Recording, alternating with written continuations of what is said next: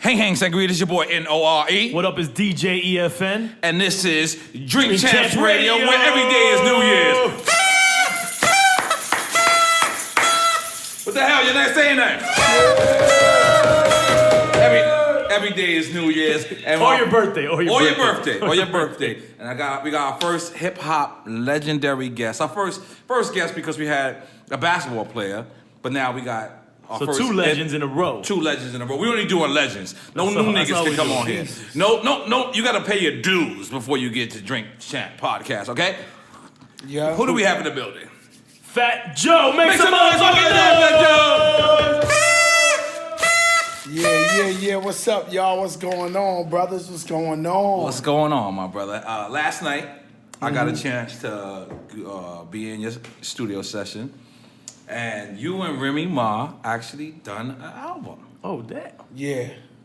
Crazy though. Nah, I'm good. Nah. You humble. I don't have to be humble for you.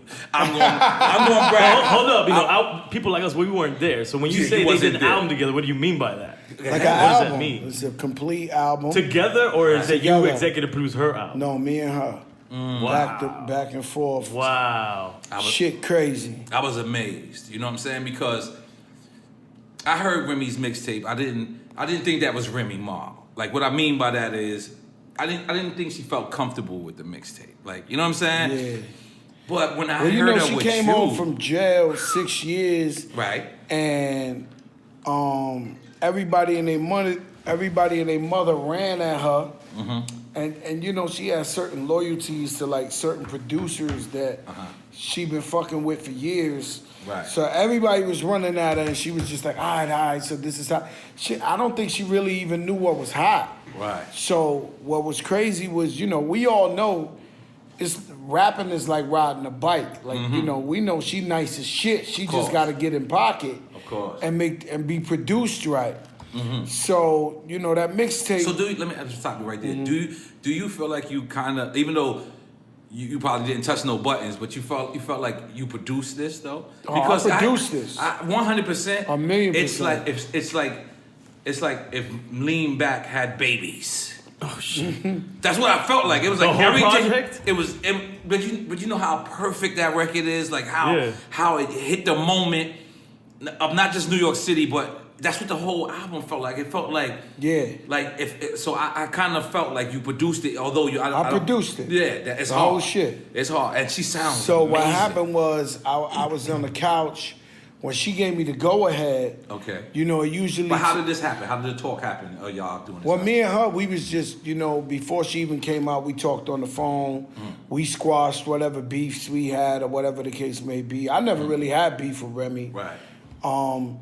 And then, so when she came home, we started going to dinner, lunch. Like, she would just call me up, yo, where you at? I'm like, I'm in the Bronx. She'd come over, eat, and we just brother and sister shit. Right. And then she told me, she was like, you ready to get it in? And I was like, I've been waiting. I'm like, you know, I'm not trying to push you. I saw what... I don't know, Remy's bugged out, so I don't want this podcast, her to hear this and get mad at me. Right. But, you know, like, I saw how niggas was pulling her when she first came home. Like, niggas, you know, 2 days after she come home for 6 years, Swiss Beats got a record with her, this one now. Everybody was tugging on her. She came home like the female Tupac. Let's just keep it real. Yeah, like the female Tupac. Okay. So I'm sitting back like, I know what's best, but, you know, it's nothing I could do. Let her do what she got to do. Time. Do what she got to do. So as soon as she told me, I was like, yo, like, I mean, it's a no-brainer. Like, I knew that was supposed to happen a long time ago. But it was presented to you as a whole project at first, or just a couple No, of what records? happened was she said, we did the BX Fight Club. So that's the only time I performed with Remy in all those years. So they had me. I did a favor for Hov and them, and I brought her out. Now, when you say Hov. Yeah, that's crazy by itself. You can't just say that. BX Hov. Okay, but the homie, BX Hov. Okay. I Hov her for the street. Yeah, that's I was the like, homie. what? Big up the BX Hov. I know exactly. Yeah. So I came out we there. We had to. Yeah, We we was was on point. So I had to. So I went over there and I did it. The Bronx was in there deep, and I brought out Remy as a surprise. And you know, just the smiles in people's eyes. And what I always say is people like Fat Joe a lot, and people like Remy Ma a lot. They love Fat Joe and Remy together. So it was just different. Like, I'm looking at the crowd, she's rocking, I'm looking at her. So afterwards, when I walk into the car, she's like, yo, man, it's different, man. Like, these people they love to see me with you. It's different, Joe. I'm telling you, I've been performing everywhere. It's different when I stand with you. I said, so what are you saying? You know, you want me to get to it? She's like, all right. So then I sat on the couch, and you know, it had to be perfect. Like, I view us, and I don't want niggas to kill me, but like a Jay-Z, Kanye West, like a Snoop Dogg, Dr. Dre, like a, you know, you gotta realize the last record we put out went 47 weeks #1. Which was? Lean Back. Woo. So just throw that out there. Come on, everybody makes a noise for the goddamn 47 fucking weeks on the fucking chart. Hold on. For God's sake. Go ahead. So, you know, that shit was like #1 record for 9 years and 9 months. And, I remember. And the nigga who beat us was Flow Rider, Low. Yeah, So he beats everybody. Yeah, he beat me. Like, we almost had the song of the decade, Rolling Stone No, you magazine. had the song of the decade in the hood. That's for sure. Yeah, for sure. That's for sure. For sure. Right. So you know, when I came to fuck with this, I was like, all right, this shit got to be incredible. She knew that too. So I sat on the couch. It usually take me a month. It took me like 9 months. And I ain't gonna lie, you know me and you my brother, and he called me the Puerto Rican Puff Daddy. It's a fact. This nigga's crazy, for years. Right? For years. Okay. So I actually was confused. So this was the first time in my life that I made a project that I was actually challenged. Like, I was like questioning myself because I wanted it to be so perfect that I was like, oh shit. So the problem is we come from a different era. Right? And we got Fat Joe, Remy fans. But yet and still, we want to make music that's relevant with these young niggas too. But not sound crazy. Like not do the picking my bookers. We don't want to do that shit, right? But we want to do music that a DJ, somebody out there's gonna put a record called hot Your right Boogers now. Right now. Somebody's gonna take that seems right natural now. to you. Your Boogers. Yeah, It still feels natural that feels to you. like Joe Crack, Remy Right. Ma, Right. but we could turn that bitch up and fucking Rolex KOD right now. That's hard. Like, really hard. Like, I'm telling you, I know everything about music. Like, I mean, like, I don't know how to explain it to you in any other way. It's like, fuck it, answer the call in the Yeah, interview. Hey, yo, Rich, I'm in the interview. Drink dog. champs. We do, yo. I'm in the interview. I'll call you Can back. you give me some wine? So listen, It's in the the nigga freezer. turned around. Nigga N.O.R.E. stupid. Yeah. So the nigga turned around. It was hard to do, N.O.R.E. Right. So it's almost I had to become a chemist. So not only was I on the couch, I was in all the clubs, like day and night. Before you started this project, you saying? While I was doing it. Okay. So I went to Toronto for a weekend and went to 20 clubs and sat there. And most of the shit they was playing, I ain't even know it. I went to Washington Heights, sat in every club every night. Sushi Mambo. To see what they doing, Sushi Mambo. Yeah. I went to the Brooklyn, to Queens, to the strip clubs, to the everywhere to hear what the fuck was going on. All strip clubs now in New York City is only in Queens. I just want to throw that out there. Continue your story, sir. Go ahead. Well, I was in George's Diner last week. I know. You told me that. And I was looking for you on Snapchat. That was hard. That was all. So I'm chilling, right? So the long story short, I wanted it to be perfect. I still want it to be perfect. And it was a hard thing to do. So, you know, the fact with Remy, you know, even Papoose, he turned around and he was like, yo, Joe, he was like, you know, he said, so I'm telling Remy, yo, come to Miami. Right. Come to the studio. Come on, let's rock out. So she got a husband now. She ain't my little sister, Right. you know, back of the tour could bus. just leave. She could just leave. She got a fucking family, a husband. So I don't know what's going on. So I gotta go to New York and turn up with her and be like, all right, I rented the studio. Let's go. Let's lock in. Come down. Right? So by the second day, the nigga Papoose said, yo, Joe, you know what? I said, what? He said, man, my bag. I said, what you mean? He said, because, you know, it's my wife. She's telling me she got to go to Miami and stay for 2 weeks or 3 weeks with Joe. I'm like, what the fuck that sound like, right? So, no, he's serious. Make some noise for Papoose. That's some real shit. So, but he was like, yo, I've been in here with you 2 days. He's like, the shit you bring out of her, the shit y'all niggas get from each other, I get it.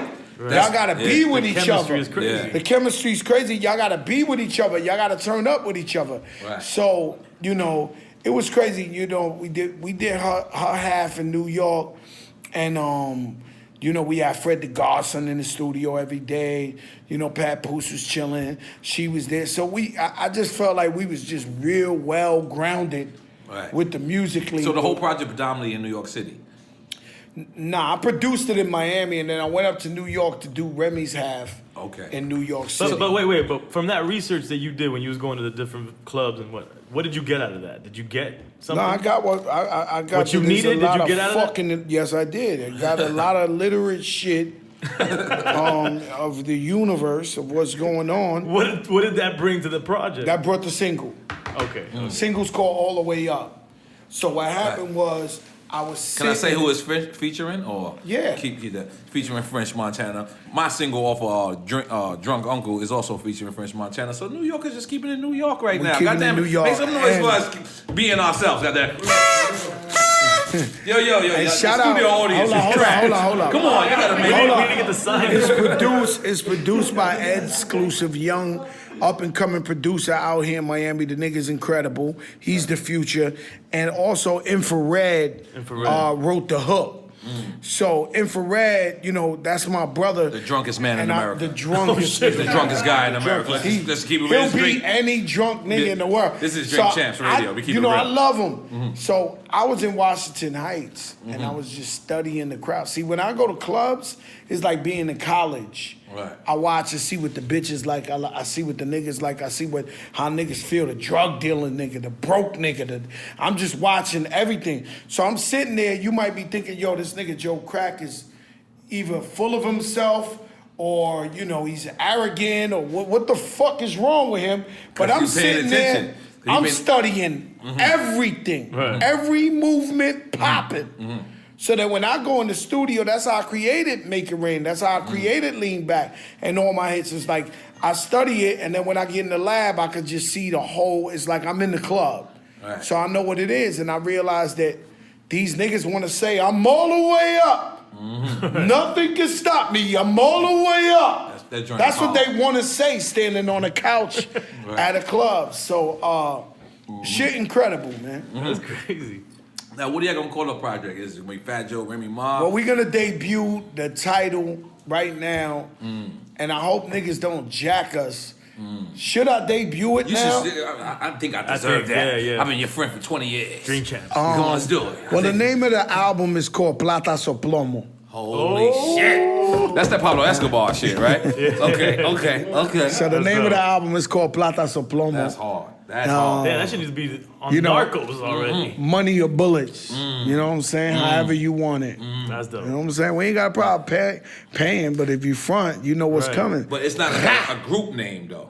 No, it's gonna be Fat Joe. Don't do the group name. Yeah, don't do the group name. Fat Joe featuring Remy or Remy featuring. It's a brotherly love, nigga. It's both of us. Now y'all thinking about both doing our albums. Independent or we are independent. Everything 100%. I put out the last 9 years been independent. Make It Rain went number 3 in the country. Talk about it. Make some noise for fucking Make It. I Won't Tell went number 3. I'm independent. Another Round number 3 independent. Everything I do, I've been independent. All right, you off Snapchat duties now because I need you with the whistle. You're not a good guy right now. Listen, come here. No, that's my guy. Cut it out. Let's do another Ciroc. Snap is popping right now. That's what I got to tell you. Snap is popping right now. Snap is popping. This nigga, he got my snap. Hey, leave my little nigga alone. Yo, he got his Yo, right now, the Snap is whole watching. The whole Snap is interview's on watching. Snapchat. It's not exclusive. N.O.R.E's a bully. He's picking on the littlest guy here. Hey, this is my guy right here. Snaps is watching. Listen, you have duty when you're down with our crew, whether you're small or big. Everybody has I a love your job crew. that's around. I love you know what I'm saying? the vibe of your crew. I love how everybody's team spirited. Yeah. But you've always maintained Right. that, whether you was fucking with niggas from the Bronx, Queens, wherever. You know, you such a real guy, such down to earth that, you know, niggas cling to you and they love you, so everybody play their position. You know what I'm saying? And that's what it is. You know, with me, people don't realize, you know, I was always number 2 and then was forced to go number 1. So now how I can explain that to you, when I came up in the streets, my guy Tony Montana, he was number 1. Terror Squad. I always see rest in peace. So Joe Crack was vice president type shit. You know, he was the live wire, and I come up in there after he do some crazy shit, clean it up, right? So then, you know, and then when he passed, my brother was number 1.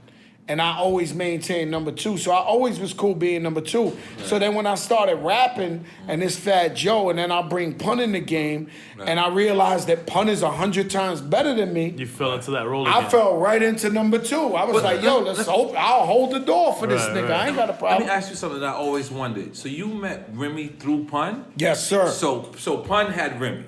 She is Big Pun's artist. Because I remember Pun. remember Pun. You know Pun is retarded. I was so God jealous. Bless. God bless. I was so jealous because it wasn't too many crews where you had a nigga as nice as Pun, and then you had a bitch that was like the nicest bitch in the game. So he was like, yo, twin, I want you to hear this girl I signed. I'm like, all right.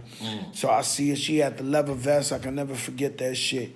And then she just went off for like 10 minutes straight, and that's what she was saying. I shoot the air bubble out your sneakers. I'm uncles. And she was just going. I was like so jealous, man. I was sitting there like, oh my God, why? My head was saying why I didn't find her, I didn't find her. So then after she rocks, Pun hits me, yo, twin, you know, she your artist, twin. Like, you know, she signed to me, but we signed to you. What was his label? He had a label? It was Terror Squad the whole time, so but he discovered her first. Right. He's trying to say, yo, he signed her, he discovered her, but he's like, yo. He's like the A&R. Yo, Joe, it's coming to you anyway, nigga, but I'm just saying, I want to say she's my artist. I'm like, all right, my nigga, thank God. Right. And, you know. But you did the deal with her after Pun passed? Or Nah, while Pun was alive. while Pun was alive? Oh, okay, wow. We That's did deep. the deal with her, but while Pun was alive. You know Pun better than, you know what I'm saying? Most loyal, realest nigga in the world. We don't just say that because he's dead. Because some niggas dead piece of shit. Right. You know, Pun was one of the most loyalist niggas in the world, but most fun. I mean, the way I say it is like, you know, I was the youngest kid in my house. You know what I'm saying? I never had a younger brother. So Pun was like the young brother I never had, and I was like the big brother he never had. Right. And immediately, you know what I'm saying? It's almost like a relationship. You know, in order to make a marriage last, it's like you really got to sign in. Yeah. Mentally and heart-wise. You got to really say, yo, no matter what happens, I want to stay with this woman for the rest of my life. Make some noise for that, goddammit. Goddammit, clap your hands for that, goddammit. Come on, Joe. We're going to get romantic later. We're going to get romantic. I'm just saying. But let's not get romantic. That's commitment. No, it's just like, yo, nobody's stopping this shit, Yeah. right? And it's the same thing with like, you know, with me and Pun. You know, after I heard him rhyme for the first time, he sat in my car and he immediately, I don't know how and why, but he was telling me shit I wouldn't tell N.O.R.E now about myself. And that's my brother. Like, I could go to war with N.O.R.E. Like, I will really kill for N.O.R.E. He'll kill for me. I would not tell him some personal shit in my family growing up and all that. So 5 minutes later, I'm riding with the nigga. This nigga's telling me the deepest shit I ever heard and I'm sitting there with him. I'm thinking to myself, you know, I'm a street nigga. I'm like, why is this nigga telling me all this shit? Right? So I'm sitting there like this. So I knew his life story.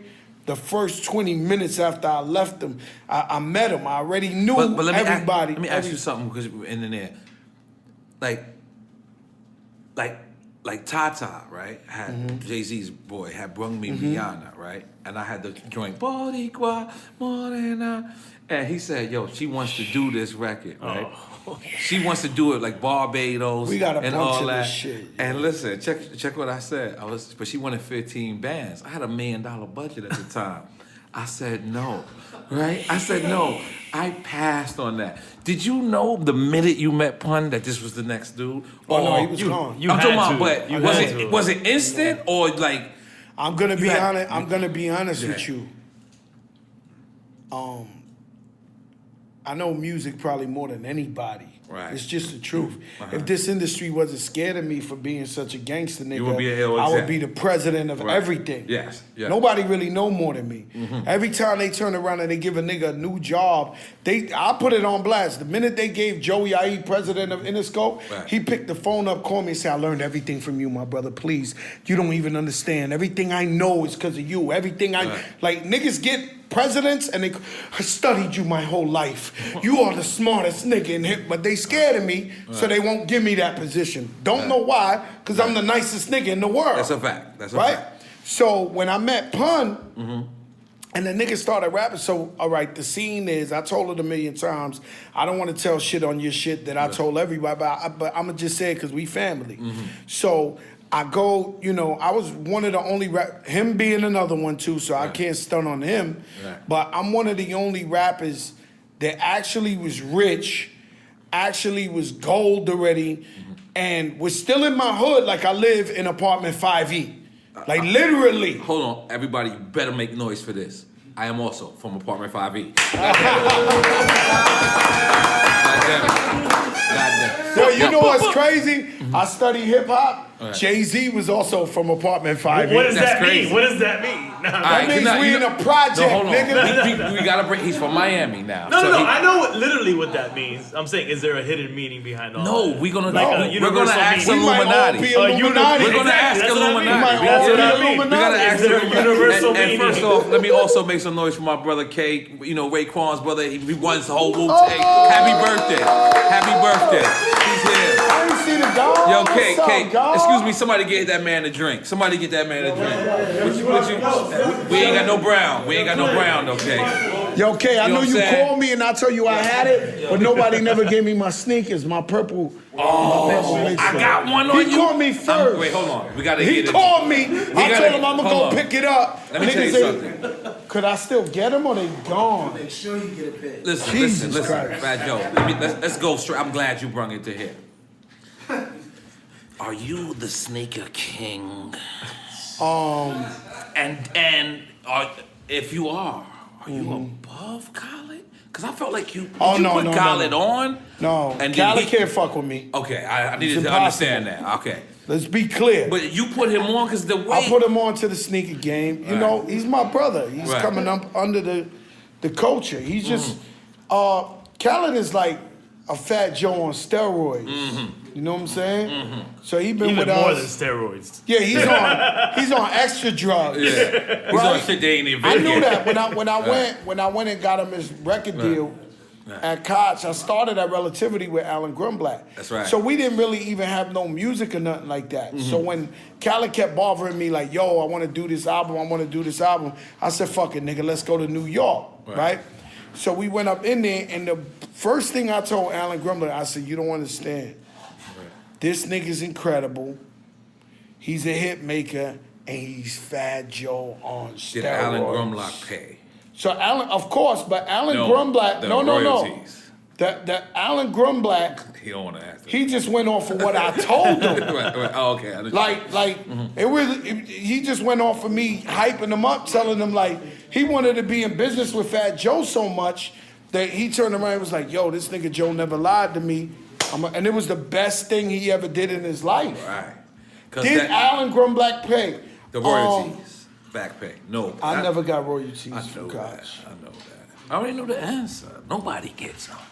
He is a good guy. A little bit. I put us on Koch. I never got it. Yeah, nobody gets royalties from Koch. That's But maybe we didn't deserve it. I don't We know. gotta start a royalty committee over yeah, there. we got to start something. So now let's get back to the sneaker thing. Because I feel like you're my brother, right? You've always been. If I have to say one of the best people I ever met in my life, Fat Joe is there. Smart guy. Not blow a whistle. Oh, that blow some noise for that. I feel like whatever connect you ever had, I'm always at liberty to that. Except your sneaker connect, my brother. You has never offered that. Yo, you can ask Fat Joe for a missile. He'll give you his Uzi, man. Yo, every time he get a pair of kicks, I just always watch his feet. I'm like, he's advanced. You have Michael Jordan's number on speed dial.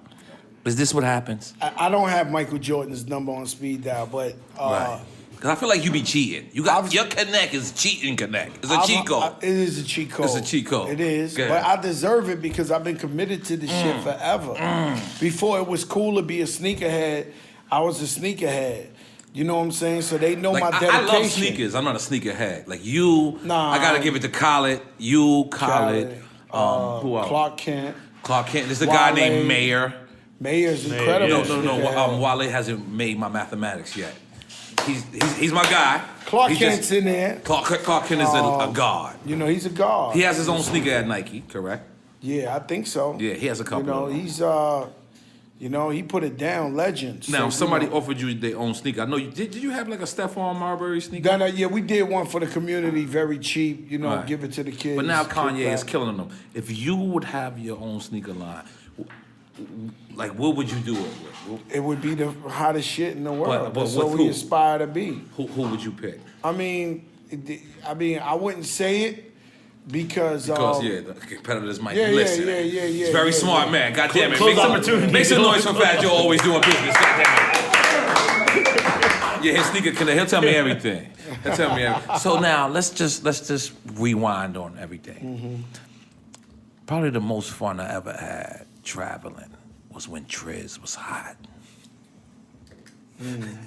It's not. Everybody's getting scared. It's pretty great. Yeah, everybody's scared of those. But the Triz Nathaniel days was awesome. I can't talk about that. I didn't say you were going to talk about it. I didn't even ask the question. It was just a statement. It was just. But Triz is played out. Is that bad or is that good for the community? What do you mean? Triz is played out. People don't run Triz. That's good for the community. I believe so. Everybody makes some noise for Triz being dead. I'm gonna tell you when I can see you chilling. I'm gonna tell you when I stopped running Triz. This is my personal story, right? I had two. I always had two, right? I always did that. That was cool. But then one day I had three, right? So I was like, all right, cool. I bust like 5 nuts. And they still wanted more. I felt defeated. Oh, you felt defeated. I felt defeated. All right, well, it's different. Well, okay. You confusing both. Okay. Right? Talk about Triz means like niggas running the train on a bitch. Oh, like one broad mad dude. Menages is always in style. No, okay, that's right. Menage is always in style. And you're tested as a man because one thing I noticed about women is that they can never have enough.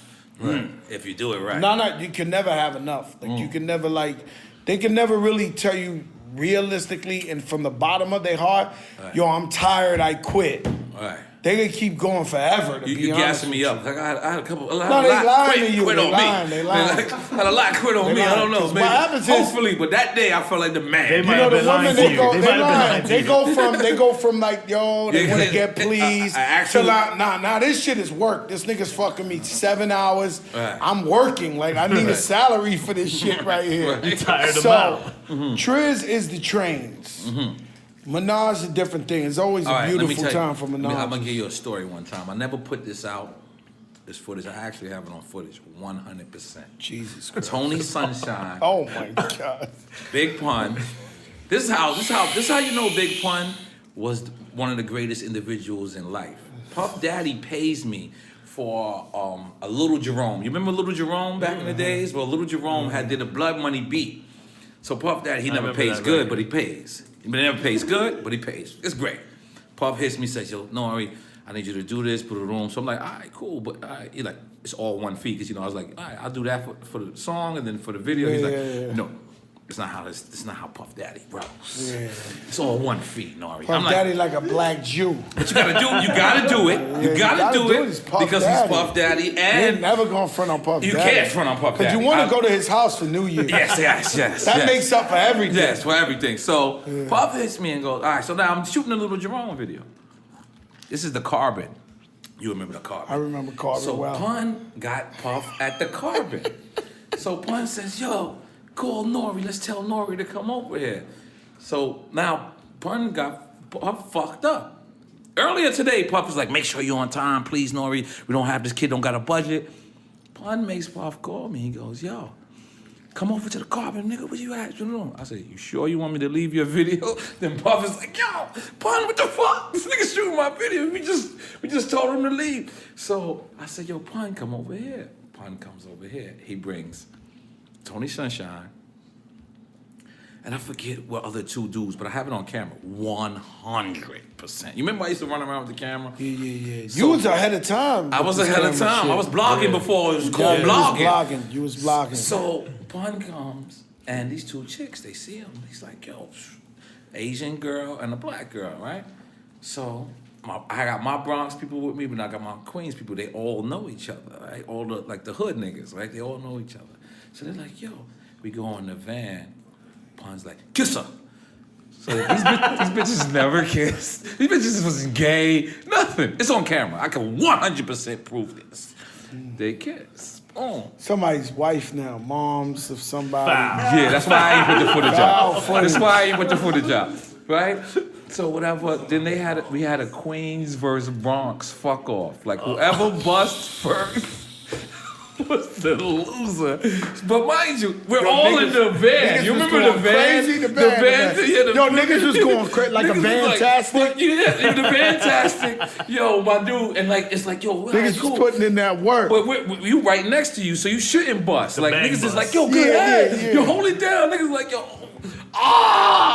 Yo, I got the whole shit on film. So now, Jesus Christ. it was a wonderful day. It's a wonderful time. I don't know what Pun yelled to Tony Sunshine, right? But they went and they got the super squirters, right? This is 0 below degrees in New York City. When they got the water guns? Up the super squirters with this New York City snow. Now, I'm not talking about the fresh snow. I'm talking about the snow where you see yellow shit in there and you see the black shit in the snow. And they put the snow from the super squirter, waited till it melted. The bitches fucked the whole crew. Why do we have to do anything? As soon as they came out, they squirted the bitch. What the fuck? Yo, I have it on film. That's when you quit. And the bitches, this is back in the days, they didn't even care. They was laughing. They felt like, yo, fuck, yo. This is one of the wildest nights of my life. This is a long time ago. It's very long ago. I definitely... Pun, I was the only nigga could control him, so he would be ducking me and shit. Right. Because the niggas calling me the cops. Cops was like, some niggas I was cool. They was like, yo, they gonna lock that nigga Pun up. I'm like, what? They say he's shooting old ladies coming out the wait, supermarket with the super soap. Okay. So they like, yo, nigga, we in the hood. He's the only nigga with a 600 gray Benz. Right, the window coming, and he's shooting old ladies with the shit down, the soaker. And niggas is like, yo, my nigga, he gonna go to jail for this. He gonna be on the news. So I go over there, gotta make a movie, scream at Pun as loud as you can scream, motherfucker, I'm telling you, nigga. Right. I ain't like, the nigga's crazy, man. He was crazy. Nah, he was crazy, man. Rest in peace. He was well, you and Pun was my first friends in hip hop. Damn, my He was brother. the first friend. That was Jose Luis, gotcha. Yeah. I was so gassed, because the first shit he said was, Jose Luis, gotcha. Holding guns. That's all Latinos felt that way. All of us. Let's keep it real. When Joe nigga, met me, though, he was like, I'm not sure if he's Puerto Rican. No, but when you said it didn't matter. You got to tell him the story. He caught me. Right. I caught him. He was at the Puerto Rican parade, and I seen him. This is the first time, and I helped him up. It was like thousands of niggas around me, and I helped him up. Weed. Yeah. I don't smoke weed. My memory is phenomenal. Yeah. So I helped the nigga up, and I was like, "Yo, what's up, nigga? Yo, we fuck with you, nigga. We was hype, right?" And then, but what he want me to get at is, he always said he Spanish, but he be with black niggas and he looked black, so we never totally believed him. You know what I'm saying? So one day I'm in Chicago and the nigga called me up. He's like, yo, you got a show at House of Blues? I said, yeah. He said, yo, my family want to come to the show. So I'm like, all right, no question, N.O.R.E. Look, I'm staying at the hotel. I'm in the hotel. Tell them niggas meet me in the lobby. I meet them. Nigga come over with the guayabera and sombrero. And the nigga's like, hey, Joe, my friend, mi hermano. I am N.O.R.E.'s brother. I'm like, what? This nigga like, papi, ya tú sabes. Yo soy el boricua, ya tú sabes. I was like, what the fuck? This nigga really Puerto Rican? I might have called 100 niggas, yo, this nigga, he wasn't fronting. I'm looking at the Puerto Rican niggas right now. He's really Puerto Rican. Oh my God, the real Puerto Ricans came in Chicago, my nigga. Right, nah, that was crazy. That was very funny, man. That was very funny. That was crazy, my nigga. Yeah, so let me ask you something, right? Out of all the thing about you is what people don't understand about you is you're actually a lyricist. Like you make party records. But even in your party record, like I told this, I said, Joe is one of my top friends of all time. But when it comes time to do a feature for me, he's like in the worst list. But not because he's not gonna do it, it's he takes his time with something. Like, you actually do. Like, I know you never diss me. Like, you my brother. Like, you know what I'm saying? I ate in your crib on Thanksgiving. You ate in my crib all the time with our families. Yeah, you my brother, so it's not. But you're like do you think you're a perfectionist? Definitely a perfectionist with everything. Yeah. Sometimes, you know, the way shit move nowadays, niggas get mad at how I am because I like to roll it out right. Yeah, nah. You know what I'm saying? And that's key to a lot of shit. Right. Maybe I'm wrong, maybe I'm right, maybe I ain't the smartest nigga, but I want to make sure shit gets his buck for his money with everything we do. Right. You know what I'm saying? Like, with these young kids I'm fucking with right now, they're the first niggas I fuck with in years. They got fire, and I'm still like, yo, we need more, we need more, we need more. Because you can't make a first impression twice. And then rap-wise, I ain't gonna lie to you, no matter who I rap with, I try to take their head off. It's just a fact. I gotta go in, and you know, you invite me, and it's very scared, because Fat Joe, because people probably don't think he's the best rapper in the world. But hold on, I'm just saying, people probably don't think I'm the best rapper in the world, but I'm like the Mexican nigga you don't want to fight in the boxing ring. Stop. Cause he not going down. He's a hell of a fight. He's one of them niggas that, you know, you scared to fight. You scared to fight him cause you know he gonna go, you gonna have to kill this nigga in the ring. You know what I'm saying? So that's how it is with raps. Cause when you invite me to it, you know, and the worst nigga was Pun. You know what I'm saying? What Pun was going for niggas' heads, man. So since Pun died, who was like a person that you did a record with and you was like, man, let me be on my best game? Everybody. I tell my son that every day. But it's not like just one person you was a little scared of? Everybody. Wow. Everybody. Every time I go in the booth. All right, let me tell you a secret I'll tell you in front of the whole world that I never told nobody. That's right, because the whole world listening. Make some noise for the whole fucking world listening. God damn it. I like how you threw that out there, Joe Crack. Thank you very much. The whole world is listening. Every night, my whole career, every night I got in the studio, to this night, you know, I never know if I'm going to die when I leave the studio. So when I do my work in the studio, I go the hardest I could go in history when I work on my music, because if I die, I know that's the only thing that's going to remind people for years and years, 20, 30 years later, that I put it down. Now, if you want to say, Fat Joe, if you want me to tell you how I really feel, I feel like I'm one of the most underrated rappers of all time. And that's why I'm been in the game this long and I still make music. Right. And every time I'm like a little kid waiting for his father on Christmas. I'm waiting for niggas to finally give it up. And they act like it's luck that you've been in the game for 20 years. They act like it's luck that you put out 10, 15 top number 5 records in the world, sold millions. They act like this shit like, yo, he's just a lucky nigga. Right. You understand what I'm saying? But it takes it takes, dedication to that. So, like with this album with Remy, I'm spitting my ass off. Going hard. And I'm like, all right, maybe this time You get your they'll due. finally listen and be like, because right now it's a little different for me. I'm a little older. You know what I'm saying? I'm a veteran.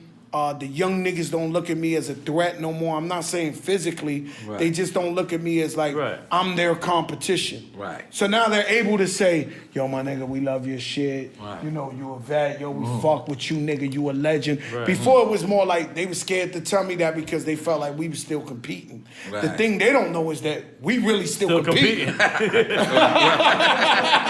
Make some noise for that. God damn it.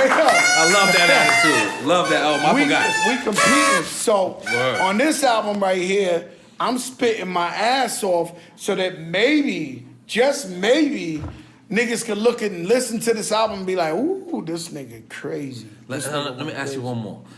What's the one record that a producer played for you or brung you and you didn't fuck with? Oh, you're crazy. And the record somebody that else took. you just said, Rihanna, you fucked up. I fucked up. My thing, I put it out there that I could have signed Eminem 6 times. No, I've never heard this story. How? No, that's a fact. No, I've never heard this story. No, you gotta give it to us. It's out there. For real? Swear to God. At what point? When I you went was to with New York? Eminem.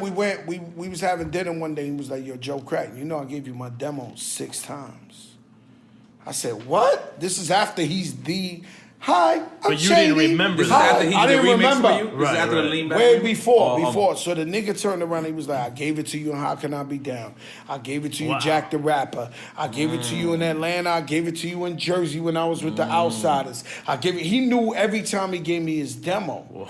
And I was like, Jesus Christ, I could have had Eminem. But the record, I sat in the house with Salam Remy, and he made Fuji Live for me. Oh shit! The Fuji. The Fuji Live. Bum, bum, bum. Yeah. And I sat there. I'm trying to picture you. All right, my go ahead. nigga, I sat there. I can't even. No, he hear made you, it for me in his living room, and I was there with him for hours. And then he was like, "Yo, Joe." Like a week later, he was like, "Yo, Joe, you want this record?" And I was like, "Nah, I'm good." Right. He was like, "You want this record?" I was like, "Nah, I'm good." And then it was Fuji Live. You know what my record was? And I got another one bigger than that. Let me just tell you, because I have the same exact story. Trackmasters was in the studio with me, and they made N.O.R.E, that fucking N.O.R E. Let's just y'all, man. Y'all wanna fuck with y'all. N.O.R E, that fucking N.O.R E. And I was like, yo, niggas in the hood gonna laugh at that's me. our nigga. Niggas gave me the whole.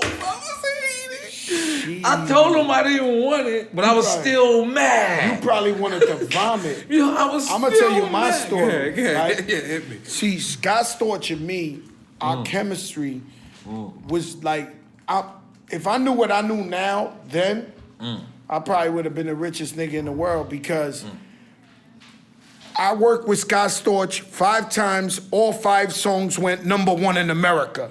Wow. It's just the bottom line. Every time I sat down with the nigga, we made a #1. Right? If I knew that now, I would have had 50 songs with Scott Storch at that time. I would have OD'd. I wouldn't have never left them. I would have been on a nigga, breathing on a nigga like, yo, Scott, let's do another one. Yo, Scott, let's do another, right? So I come and I make, what is it? Candy Shop. I made that beat. Do do do do do do do, and then, and he was going out with Little Kim. So the way I make beats with Scotch is he could play whatever. So I would tell him boom, boom, bam, bam, boom, boom, bam, bam, boom. That's how I made Lean Back. Boom, boom, boom. He just did whatever I said. Like I could damn near beatbox it, and he played. So we made Candy Shop. The crazy shit is I don't want my wife to kill me, but we had Little Kim up in there moving. Like we was doing the beat to this bitch. So she was doing her little I'm like, yo, it gotta be more Arabic, nigga. We gotta do the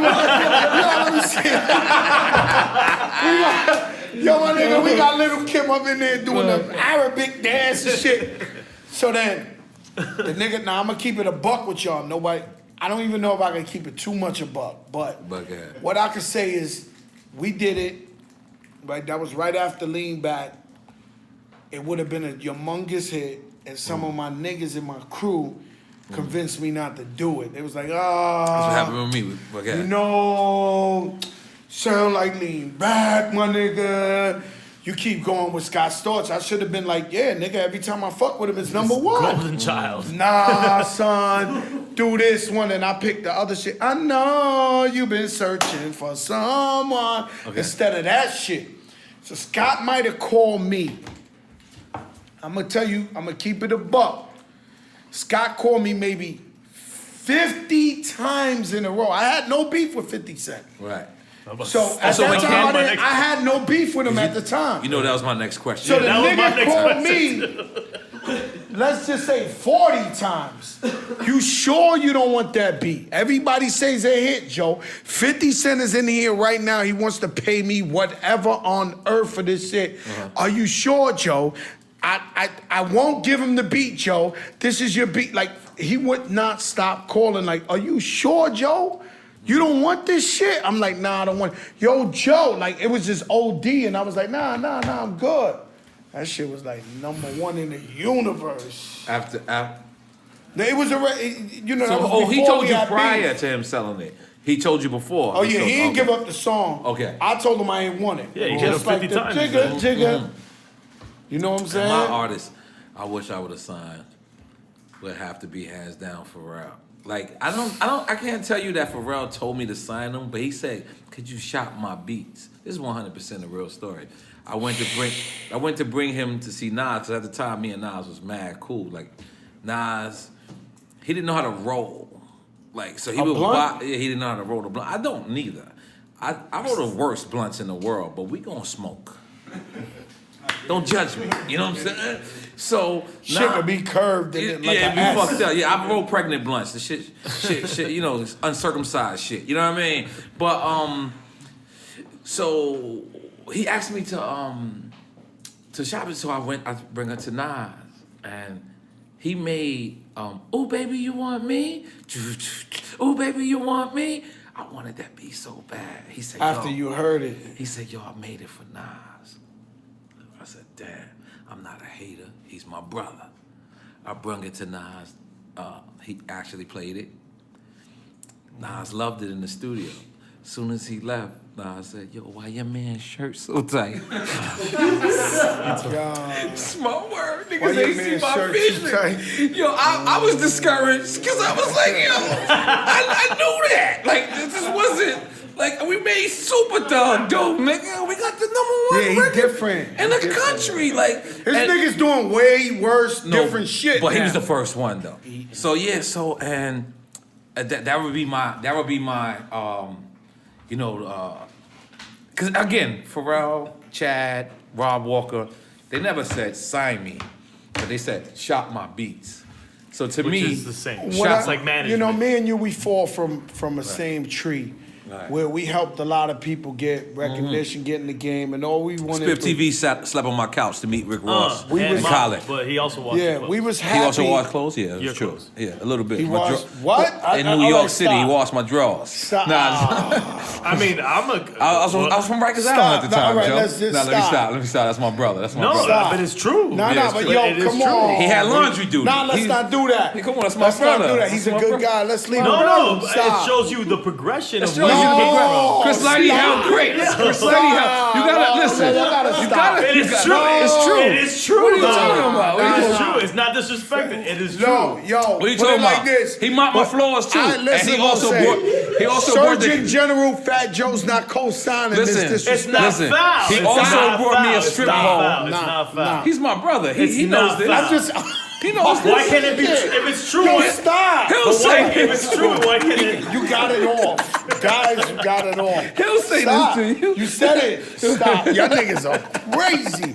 Yo, you gonna yo. Smith already don't like me anyway, so. Oh, no, come on. No, stop. I don't say think, but I'm just saying. Smith is a piece of shit, but he's my brother. You know, he's my brother. We got a lot of piece of shit brothers. Piece of shit brothers. You got a lot of people. That, I got a lot of pieces it's of shit. It's that cousin you do, like. You're not kind. It's like whatever, but it's still family. Yeah, you gotta still find family. you gotta find the good in people through the negative. That's what my father used to say. My father used to say, when you see people, see the good in them first, and then you see the bad. Yeah, you know, I got an uncle. He lies a lot. Like he's a pathological liar. Like if it's summer, he'll tell you it's winter. You know, like the nigga just lying. Like right in your face. We have lots of friends like a nigga just won't stop lying to the point of you like, yo, you cannot be serious about this. Like you're lying. Like and I gotta pull him to the side. But the new thing I do with him, because he's my uncle. Right. He's my blood. I love him. One of my favorite, you know. Now when he lies, I'll be like, yo, N.O.R.E, he's lying. Like, no. I'll tell you in his face. He knows my new shit is to really try to stop him from lying is like, oh no, he's lying. We didn't go there. We just came from, this nigga's lying. All right, no, I love him. He's really my uncle. Don't look at him crazy because he really is my uncle. He's a fucking liar. It's simple. Let me ask you a question. What's that? And he has so much great line? qualities Thank you, to Twin. him. other than the lie. So If he didn't lie all the time, he'd be the best nigga in the world. So let Can me I ask you get a some question. water, shorty, please? No disrespect. Yeah, It's actually not water. Yeah, it's not water, Joe. Come on, Jesus you're juice. killing us. This is drink Give me champ. some Jesus juice. yeah, get some water. Get some water. AKA agua, nigga. So like Agua. me and you, we have a lot like the same thing. We're good people. We see the good in people. We just want everybody to win, and we hope that when they do win, they don't forget where they came from, and they will always be there for us. Which is and most so a nigga like unlikely you, for he's people. N.O.R.E's so full of shit, bro. Yes, tell him. N.O.R.E goes, Tell he him. says, all right, come to my podcast. 1 minute, all right, N.O.R.E, I'm here. He comes in the studio last night, stops the studio, right? And starts playing music and starts telling everybody how I'm his best friend in the world, That's a fact. but I'm the worst nigga to ask for a verse in his life. But he subliminally left the track there, threw the battery in my back That's a fact. to where today, guess what I'm gonna be recording? N.O.R.E song. That's right. Because you my listen. I know I said it earlier, but I feel like we should praise people while they're here. Oh, Joe yes. has always been there for me. Just for people that know, I'm talking about in the worst of the worst, the best of the best, in That's between. Right. You know what I'm saying? And I say that too. Like I remember like Ja's my brother. But it was rough being a Ja Rule No, I remember you friend was at loyal one to him point. through thick I and remember thin. walking with Ja Rule in the mall and people going, G-Unit, and running though. But this is before Twitter. You know what I'm saying? Like right now, people would do it like this. That But shit would've been I remember one crazy. time, like we were hanging out, and I was going to the mall. He was like, "Well, I ain't doing shit." But mind you, he's the biggest. Like I'm okay. I can walk around Dolo, right? I'm okay. He's Yo, N.O.R.E. Yo, why they give you a podcast? Hey, yo, N.O.R.E. The nigga was like, I'll go with you, right? I know it. And He's he 10 just billion, put whatever. He's 50 number one hits in a row. But 50 is killing him on the streets. In the radio, he's the biggest thing in alive. So we walking through the mall, and I'm chilling. You know, it's nothing. This is my brother. I ain't thinking nothing of it. I just heard, you bit. And I'm like, the first time, I'm like, I'm going to act like I ain't hear that one. You feel me? Because I'm like, I know that ain't for me. So I'm going to just keep walking. This is my homie. All right, let's keep going. I heard it again. Now this time, this is when the sweats come down. You know when that one piece of sweat. But what Ja Rule was doing? He just kept walking. No, he ignored the first one too. We both ignored the first one. Just kept it moving. But the second one was like, and you could tell it was like a white boy. He was just a fan and just wanted to say this. All right, let's just say, let's just but say. my point is, I stuck with Ja Rule. You supposed to. Right. Now, That's what real friends let's just say that's what real friends do, and this business is built on fake friends. Yep. So let's just keep it 1,000. So they say the real recognize the real. The truth is we gotta flip that around and say the fake recognize the fake. Yep. Because if you real in this industry, then it's almost like you got AIDS. Yeah, taboo. It ain't no realness in this shit. Right. Just know that, right? So we celebrate the real, but it's hard. Right. Because if you analyze the shit that be going on, you can't make no sense of it. Right. Right? So let's just say DMX probably had it the worst.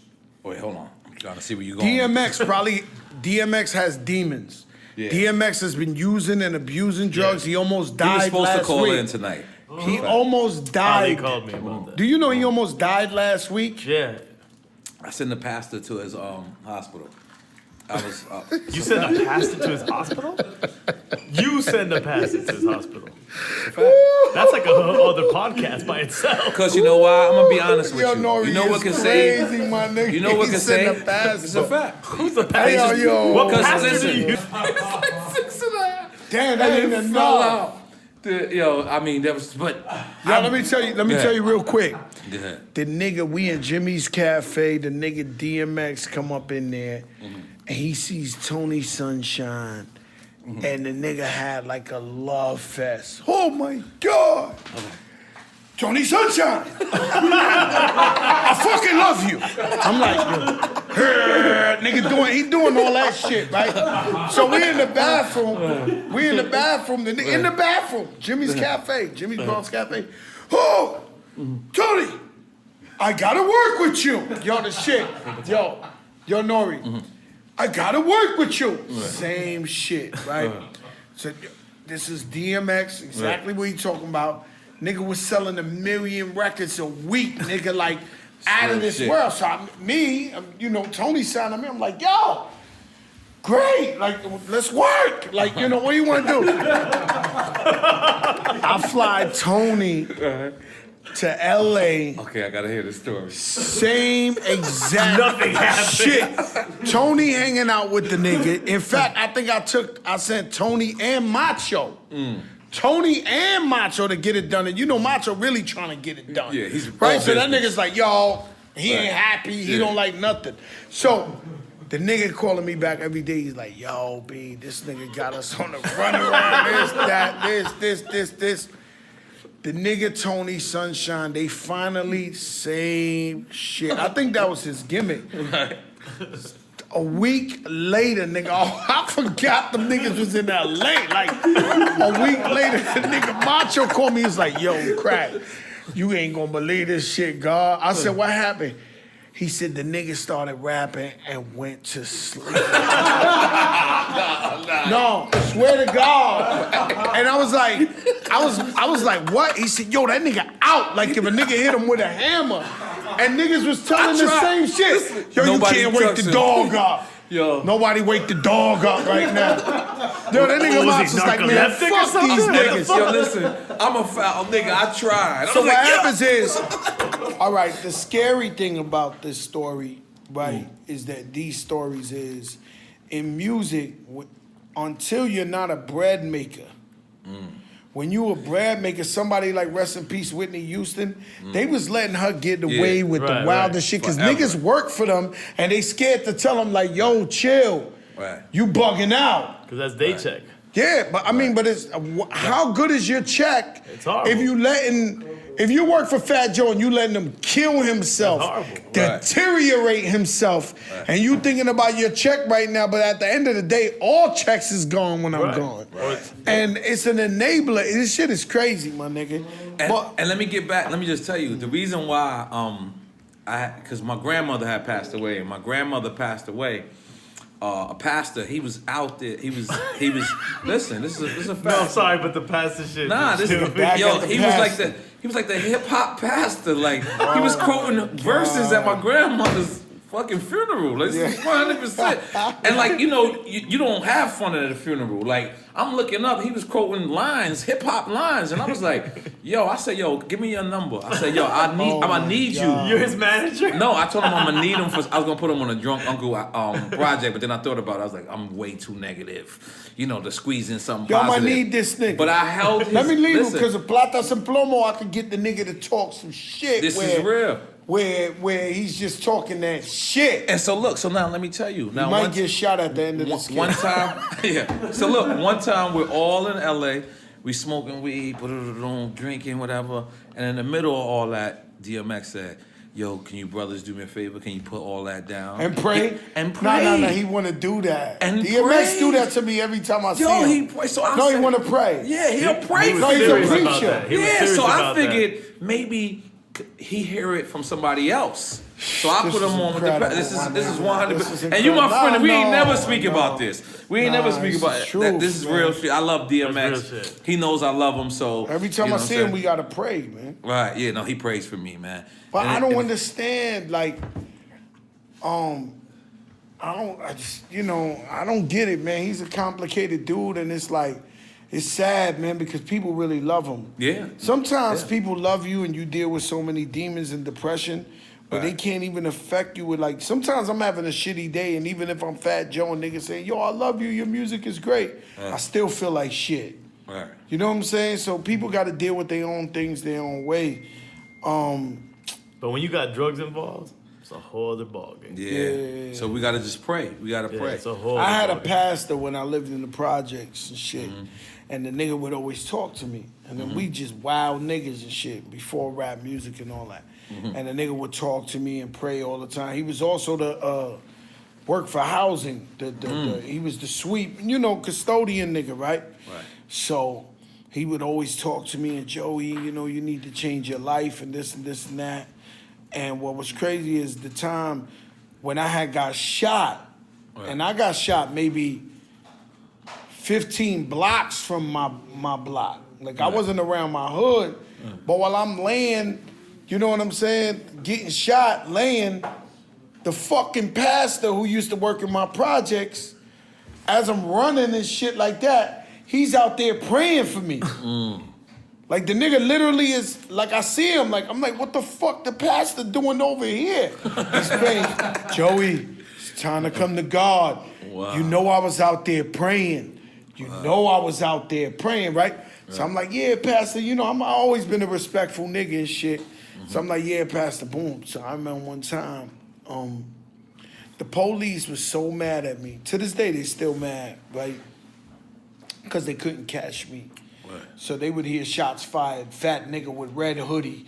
Like, they knew what was going on. They just couldn't pin it on a nigga, and they was just so fucking heated, right?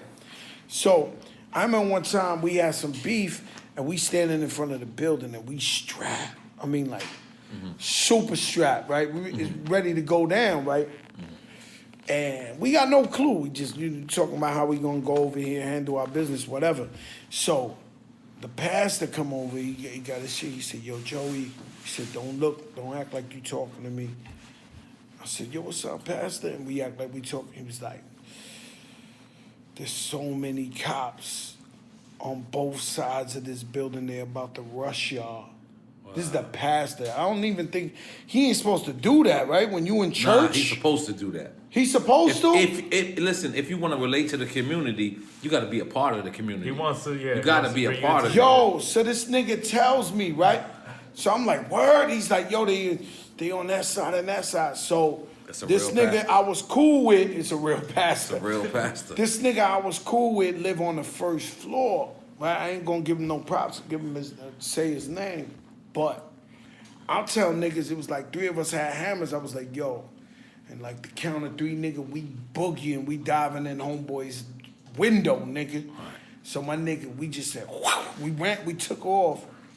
We all jumped in the window, right? So we shut the window down. You hear the cops like 1 minute, where did they go? Because everybody else ran. But we got away. We at the Hammers, but we under the window like a movie. Like the window's over us, and we like, and you hear these niggas. There was like 20, 30 cops and both. Like, how did these niggas get away? Right? They bugging out. They on both sides. So if I ran around this building, they'll catch me on this side. Or they bugging out. Like, how does niggas get away? Right? Right. So we sitting up there. My man's mom's. Her name was Chiquitina. I'll never forget. She came over to me. She was like, She sounds gangster. she said, Chiquitina. in Spanish, she told me in Spanish, but I'll tell you in English, she was like, you guys are bringing heat to my house? Yo, smack my cheek off. Dog shit out of you. Yo, my shit, like, boom. You making my shit hot. I should call the cop. I was like, no, Chiquitina, please. Please don't call the cops, you motherfuckers. This was like, Chiquitina, please, don't say that. But we got away with it. We could never jump in the window again, but the pastor helped me get away. That's man. right. Clifford Howard Daniels is our pastor that I sent. Is that the one you sent to DMX? Absolutely, man. Because you know what? I believe in what religion you believe for you. Right. Whatever religion, if you like. So you felt you were sending what he prefers. What he's into. Like I'm gonna send you what you're listen, into. he prayed for me. Like this is Source Awards weekend in LA where we was on that shit. Like I wish a nigga would. Like you know what I mean? Right. Like I'm from New York. I'm going to leave with my jury. Like that's my word. That's how I felt at that time. So my mind frame. He also saved me. Like when we landed. DMX? When we landed. We seen Eve and all this shit. Like, so we out there, we seen like bitches, like, you know, like rap bitches, and they fucking with me. I got that record out. That Super Thug was killing them. So I'm thinking it's love. It's not love. That nigga DMX came to my man. This is 100% real story. He said, the dogs gotta watch the dog. So if the dogs is with the dogs, then the dogs ain't gonna want to try the dog. So if the dog's always around the dogs stay with the dogs, and the dog can never come around by itself. Mm-hmm. The nigga gives my people's 5. As soon as he walk away, I'm like, this nigga certified crazy. My man from the Bronx, 22, Ronald Joyner is his real name. 22 is my brother. He said, I understood everything. I said, what? There was sense to that. He said, there was sense to that. He said, look, like the rapper's the target. And then me and Pone rented a Jag, I rented a Porsche, and then we rented like a 15-passenger van to stay behind us. You feel me? So the dog said, make sure the dogs is always around the dog. Don't ever let the dog come out by itself, which means don't let the nigga walk by itself. Like it doesn't matter. Like N.O.R.E's a real nigga, Pone's a real nigga, but they got jury on. That's what it's gonna attract to them. You know what I mean? Mm-hmm. Like, I was like, wow. When I deciphered it, I was like, this nigga's mad smart. Like, he's super smarter than we give him credit for. Than what people give him credit for. Like, you know what I'm saying? And super hood. But, first of all, I want to thank you, man. You know what I'm saying? Hey, yo, man, this was a long podcast. Yeah, no. I need like a Red It could have been Bull. longer. It could be longer. It could be longer. Yeah. We can talk to you for days. Easily. First off. But you already say you're not coming back. So We gotta call this shit like the Bible or some shit. It gotta be like I like chapters of the foul Bible. The foul Bible. Let's go with here that. for Matthew 49. Before you bounce, I got something personal. Please, this is personal shit. Okay. So you know, as Latinos, we grow up and we grasping, like we said, Jose Luis Gacho. We grasping onto that. Yeah. Right. As Latinos. So, and then as Latinos, then we grasp. I'm Cuban. Right. I'm Puerto Rican. I'm Dominican. Then we trying to find those cats in the game. Mm-hmm. So but then I find out. Let me find out. I'm Cuban. Mm-hmm. Right. Fat Joe's half Cuban. You should have known that from day one. No, I knew that early on, but it wasn't represented in the music. So I was like, is he really? Is this I don't know true? how to represent Cuban in the music. So what's the story behind that is my question. Because the only way I'll break it all down to you, right? The only way to break it down to you is if we did Cuban, we would have to do, come on everybody, want you to do that conga. Come on, man. I'm being real, nigga. Like that's what it would be, my nigga. So it's like, but is there a reason? Like, is it like the Puerto Rican side of your family is really where you grew up in? What happened is my father's Cuban. My mother's Puerto Rican. My Cuban side of my family was from Miami, was from like Jersey. They was from Jersey, then they moved to Miami. So I grew up with the Puerto Ricans mostly. Right. Like really with the Puerto Ricans, with my mother, my father, and everything. But I never denied that I was Cuban in any way, shape, or form. But I screamed Puerto Rico so loud that Cubans didn't see it. Right. But if you go back to 1993 when I came out and you read, hey, there's a new rapper on the set. He's Puerto Rican and Cuban from day one. Right. I never. Oh no! Right. Go catch it. I'm sure they on the internet somewhere. Like for example, Curious George, when he said I'm half Castro, half whatever, like he said it in a line, and I didn't know what he meant. No, I knew it because I'm Cuban. And then when Cypress Hill was saying Cuban Spanish, like they was. Wait, Cypress Hill is Cuban? Yes, I thought they was Mexican. Yeah, me too. Like Curious George, I thought he was. But I'm originally from the same hood as Cypress Hill because I'm originally from LA. So, but when they was speaking Spanish. And they had that song, I forget the Latin Lingo. It wasn't Latin Lingo, it was the other record on their album. Tres Equis. They were saying singa and this and that, and it was like, you're Cuban. Like we knew it as Cubans. I'm like, these dudes ain't Mexican, they Cuban. Well, breaking news. Yeah, I just found out that they're Cuban. My father, I always thought they was Mexican. No. I knew Mellow Man Ace was Cuban. Of course he's Cuban. He rapped Cuba. Mellow Man Ace. I learned mad shit tonight. No, he rapped Cuba. And his brother is Sendog, and Be Real's, I think he's half Cuban, half Mexican. I think. Well, me personally, I get a little. I'm glad we had this conversation, but I get slightly offended because I know I've been representing the Cubans since even the song me and you had. I've been representing Cubans since day one. So my thing is well documented. Like if you go back to my interviews from day one, it'd be like father Cuban, mother Puerto Rican, right? But I did grow up with my Puerto Rican side more. So I always rap Cuban. I have brothers and sisters from Cuba. I brought back 9 brothers and sisters from Cuba over here. You know, I don't even know how to explain. While they were there, I was supporting them, building homes for them niggas so they could live. Like, you can't keep it realer than me. My father's Cuban, the worst kind of Cuban you can have. Like, he'll argue with you politically for 10 hours. Like, my family, so... You know, I always bugged out when I bumped into a Cuban and they was telling me like, yo, I ain't know you was Cuban. I was like, so you obviously... I knew that early on. Like, there was a... I was like, you ain't pay attention. Yeah, no. You ain't pay attention. Maybe not when you said it originally, like 90... So let's just say Cuban Link. On. So, you know, you meant like why we didn't say Cuban Before name Cuban Link, or I knew you were called Cuban. Cuban Link, right? But Cuban Link, he wanted to rap Cubans and you ain't really want to hear that. You really ain't want to hear, come on, everybody, want you to do that? If we would have let that nigga go, I didn't want to hear that. If we would have let that nigga go, he'd have threw on the choir. I'm like, yo, my nigga, we terrorist squad. South Bronx killer niggas. Like, stop. He really wanted to be the first pit bull, to be honest with you. He wanted to with the shirt. He wanted to do that bad. And we was like, yo, my nigga, we kill nigga. I remember me and Pun used to argue with this thing. Yo, what the fuck you doing? What is this? But, you know, we can't. We make music for everybody. So you gotta you gotta know that we make music for everybody. So hip hop itself is a subculture, a sub-religion. Yeah. Mm-hmm. Right? I don't really get offended when white people say nigga that's a hip hop fan.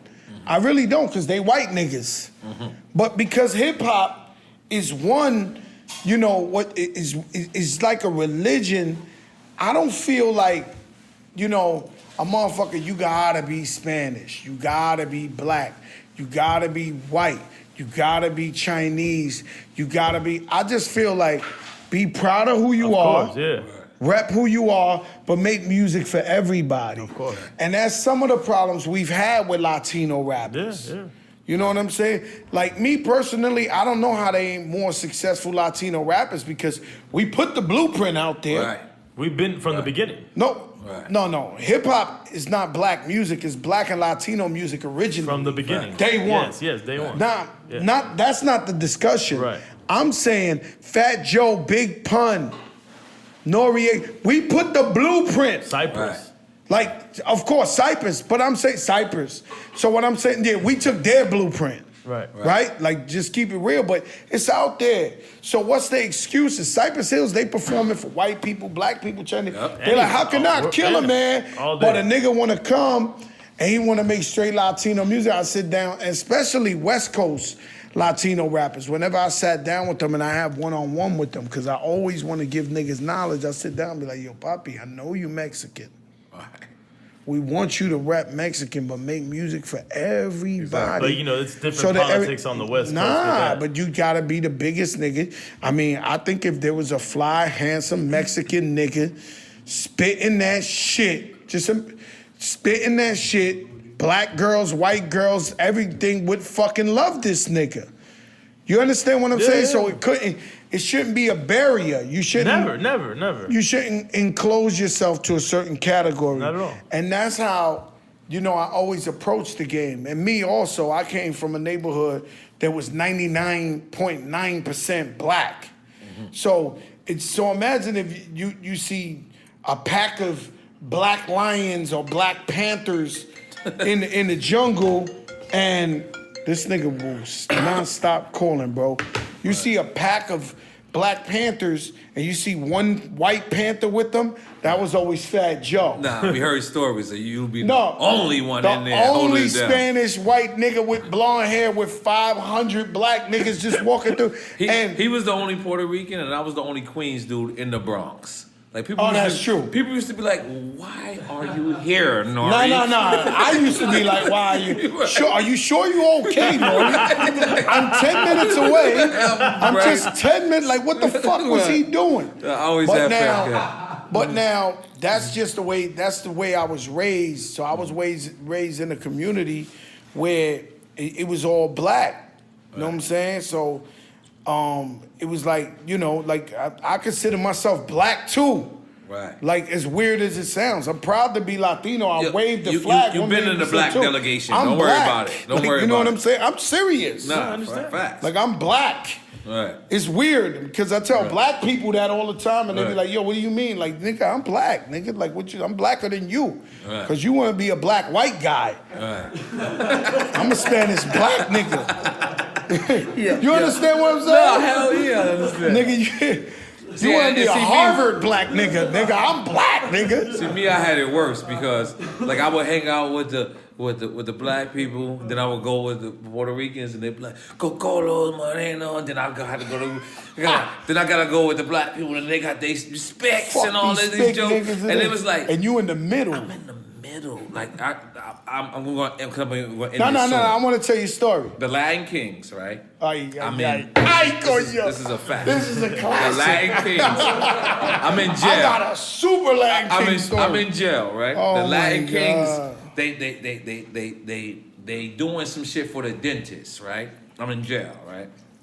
What they doing for the dentist? No, what they doing praying for him? No, they're recruiting every Spanish person in the unit, but what they're doing is saying that you gotta go to the dentist in jail, right? Mm-hmm. So these dudes come and they're like, Victor Santiago.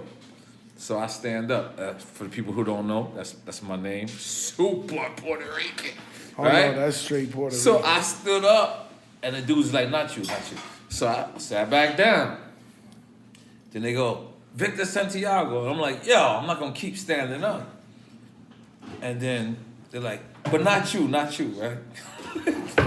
So the third time, they're like, Victor Santiago. I'm like, yo, I'm not standing up again. They're like, yo, you're Victor Santiago? That's my name. So, like the guard, the CO nigga was down with he was a Latin king too. He was a Latin king. He's a Latin king too. Was. So they pulled me in the dentist. The niggas put all razors to me. Like, yo, you Cuban? I'm like, no. They're like, you Dominican? I'm like, no. They're like, well, what the fuck are you? Why the fuck is your name Victor Santiago? So I'm like, yo, I'm Puerto Rican and black. They're like, dang. Can't really be down with us. They said, but they got the razors to me. I can't do nothing. They actually set me up where, like, when you sit on the dentist chair. Couldn't move, yeah. I couldn't move. So I'm like, they said, so this is what we're going to do.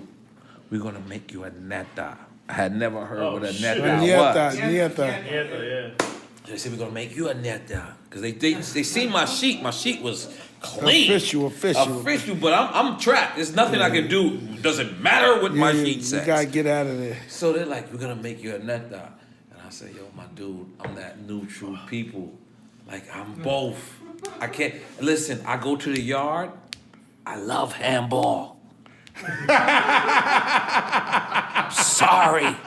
I'm nice. Pun beat me in handball one time. No. I never. You hated that? You never recovered? Listen. Yo, Pun beat you in handball. In his death, I was like, yo, I had to get my rematch. like when he died, I was like, yo, I needed my rematch. Like, you know, fat niggas is the best niggas in handball. I don't know if you know that. Big Mano? Eddie Giggs kills the game. No, Eddie Giggs is a fat guy, and he's great in it. Me and you, we play handball. We play handball. Yo, we got serious at one point. Yo, I came out of jail. The nigga N.O.R.E said, yo, we got to play handball.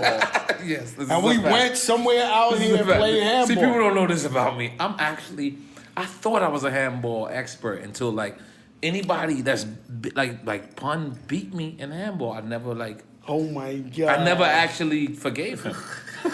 Pun has superhuman strength. Like, even in death, I'm like, I still need, like God bless, because, you know, hopefully I'll, you know, whatever. But when we see each other in heaven, that's probably the first thing I'm going to say to him. Rematch, motherfucker. Yo, I love you, man. Nigga, how's heaven? This is how it's going to go. Yo, I love you. How's heaven? Rematch. Immediately, handball, I want to, nigga. like... All right, so listen, that being said, we all Latinos. I want to end it on who's your favorite Latino besides Pun, besides N.O.R.E, besides Joe, because it would be unfair. So my favorite Latino who hit me, Kid Frost. Kid Frost is the OG. That's my favorite. That's the OG. When I heard, this is for the Raza. You thought he was dope. I don't know, I see something different here.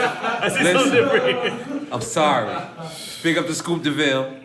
His Scoop son. DeVille's a legendary. I'll take Scoop DeVille. That was my favorite. I knew Kid Frost since I started. He was on Relativity too. Get out of here. And on Easy's label, on Ruthless. Yeah, I couldn't. I thought he was on Ruthless. I never knew he was on Relativity. Ruthless, and then then after Relativity. I couldn't really. You couldn't get with Kid Frost? Nah, because he was like, I met the real Kid Frost, and I was just like, it's there's amazing. a different person. What's that? What's that? Oh, we don't know this story. We was trying to let you go, but now you got it. You went in. You already went out. You already. It's already wet. You gotta go. I couldn't do that. But all I could say is that back to the West Coast, they look at shit different than we look at it. Right. So you know what I'm saying? I'm hanging out with I'm gonna just tell you the miniature version of it because I wouldn't do that to you. I already know where this is But going to go. he comes to New York, so I'm like, yo, I gotta salute the Mexican homies. So I take him to Jimmy's Cafe and we walk down the block. Big up Jimmy's Cafe. All you know, as we walking out, everybody like, yo, Crack, what's up, my nigga? Yo, Crack, what's up? So I'm walking, I'm dapping everybody, and we walk like half a block, and he says, yo, Joe, can I talk to you, Holmes? And this is Kid Frost. Not Kid Frost. Okay, I'm with him. I got him in New York, feeding him. We chilling, brothers. I don't really fuck with the black guys like that, bro. That's the problem I'm like, on the West Coast. I'm like, what? He's like, no, man. I see you talking to all these guys. I'm bugging out. I'm like, yo, no, nigga. I fuck with the black niggas. In New York. And that was a once in a life. You know, we hung out one time. He's probably over there saying, fuck Fat Joe. He hang out with the black guys. I couldn't, but, I couldn't. Spanish dudes, they influence me. Well, not influence you, or even just you think that it's hard or hot Charlie or Chase. dope. The hardest niggas ever. Somebody who impressed me. Can I say two? Yeah, you can. And I always say them, but somebody who impressed me at a young age, who was a fly nigga, was Tito from the Fearless Four. And the rumors I used to hear about him when I was a young kid was like he was getting money, he was a fly nigga, fucking all the bad bitches. And the Fearless Four was, an amazing rap crew. Yep. He's somebody I looked up to. Even to this day when I see him, I'll be like, yo, Hold Tito. on, I ain't gonna lie. We gotta make noise for Joe being super hip hop on his first pick. Yep. Some of these niggas is like, what the fuck is Fearless 4 niggas. Tito from the Fearless 4, boy. That's real. Like he was a fly nigga. You're a real hip hopper. No, I am. You just really showed the world just now how hip hop you are, cause niggas is Googlers. They getting their Googlers. Google that nigga. They Googlers. And I'm gonna tell you a secret, right? When we was shooting the video, John Blaze in Queens, we was shooting it. All John Blaze, I was there. It was in Brooklyn. In Brooklyn, Williamsburg. Greenpoint. Greenpoint. So it was Pun's birthday. Listen, me and Nas was beefing. Hold on. Do you remember this? Me and Nas was beefing. And you called me to squash the beef with Nas. Do you remember that? And that's why and when Nas' verse plays, I'm the only person that's in the verse with Nas. Because I think I hung out with Cormega or some bullshit. Nah, what happened this was... is when you love Nas. So he goes like, Nas, you man. love He's Nas a special guy, too. So, he's a special guy. So, and me and Nas stopped talking, and you called me and was like, and squashed it. That's your brother. So we turned around and this is real shit right here. Yeah, so shit we gave all away. the way. Nah, we gave him too much real. Yeah. So this is 2 the seconds. nigga by the way. Tito from the Fearless 4 came out of nowhere to the video, and he had a cake. He knew it was Pun's birthday. He never met Pun. Oh, what video is this now? John Blaze. Okay, he John was Blaze, there. okay. So he comes in the trailer and he brings out a cake, and the nigga pulls out a bunch of $100 bills and put them like candles on the cake. Wow. This Tito Fearless, he wasn't even a rapper no more. Like, he was beyond OG. Still getting money. Crazy. Still getting money. Threw up the $100. That's the name of the record that we're doing, by the way. It's still called Still Getting Money. All right. I'm telling you. It fit good. Your man's a savage. Listen, so your man turned around, and I'm explaining to Pun who it is, and it's Tito. He's the original. Pun didn't know him? He didn't really know him. Right. So I go like this, your Pun, he's like the nigga, the first nigga, this, that, fly, Spanish nigga. Tito lit up all the fucking $100 bills, and Pun blew it out. We ate the cake. Tito's a stand-up guy, man. He's a beautiful person. You said 2. Two. Who's the next and one? I gotta give it to Cypress Hills. Because like, we both gave it to the West Coast. I'm sorry, I didn't know Kid Frost, the thing about Kid Frost, but I'm still a And you biggest didn't know fan. Cypress was Cuban too. And I didn't know Cypress anyway, Cuban. Kid Frost, I mean, love his Kid music Frost. was I'm sorry. dope. Just N.O.R.E. And he was representing the Rasta. I love it because you know why? I actually understand it. I did a movie. It's a horror flick called Seven Mummies. I don't recommend you see it. Trash. I did it for Nick Queston. You remember Nick Queston? That's my well, guy. Nick Queston. He the first 2 videos I ever shot in my life. He shot it, so you felt loyal. Was LA and TNY. So he told me to come to Arizona. I did. N.O.R.E. from Training Day. No, don't say no more niggas. Yeah. The Mummy, nigga. But the Mummies. It was fucked up. It was fucked. I ain't gonna front. I fuck and then they kill me. Like, I played the black guy in the horror film. You died. Like, my favorite role is in Paid in Full. Right. When N.O.R.E. comes over to the car. You know I freestyled that whole shit. Oh man, I freestyled the whole shit. That's legendary role. Well, to bring that was point. like your Samuel Jackson moment, but go ahead, man. All right, so we'll go there. We'll go there. So look, so N.O.R.E., me and him got mad cool. Like I'm talking about, like he hung out in my trailer, I hung out in his trailer, and he's from East. I'm about to say East New York, East LA. So I flew to LA one time. I was like, yo, I want to go to your hood.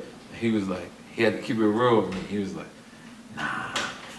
I was like, what? Don't come over here. You know, I go any hood, Joe. East New York, pink houses. I don't give a fuck. But when the person that's supposed to bring you there says, they gotta have you. Nah. Or they gotta at least pretend like they can hold you down. He said, your skin color. He said, I seen them kill Mexicans that skin is darker than yours.